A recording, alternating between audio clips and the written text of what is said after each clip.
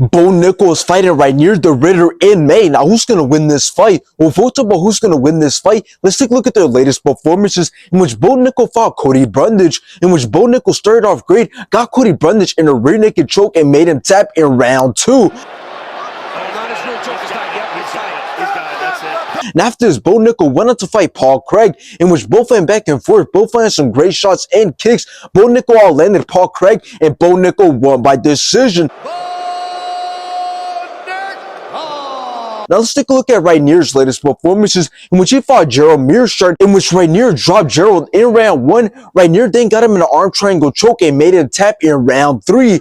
Is he unconscious? Oh, and there's the tap from Mearshart. And after this, Reinier went on to fight Kevin Holland, in which Reinier got Kevin Holland in a rear naked choke and made him tap in round 1. Now, this fight is honestly a tough fight for both men, considering the skill sets that both men had to offer. So let's hope that Bo Nickal, the wrestler, isn't scared to shoot for a takedown against the jiu-jitsu guy once again. But anyways, let's look at Reinier the Ritter. Well, we see that he stands with a record of 19 wins with 4 knockouts and 12 submissions, and he only has 2 losses that were by knockout. So based off this and the way he fights, it is obvious that striking is not his strong point. He is much better and dangerous when it comes to grappling and submitting his opponents. And the other thing to take note is that he's been staying very active, having fought once this year and 3 times last year. So the UFC didn't take it lightly on Bo Nickal after he put on that boring performance against Paul Craig, since they now gave him another grappling and submission artist. But now let's talk about how this fight can play out. Well, if the fight stays on the feet, I believe it's going to be very, very boring, as I don't see both men committing to anything. And I think both men are going to start off very slow. They're going to struggle to get anything significant going. But if the fight goes to the ground, that's where the real competition starts, and that's where it's going to get really competitive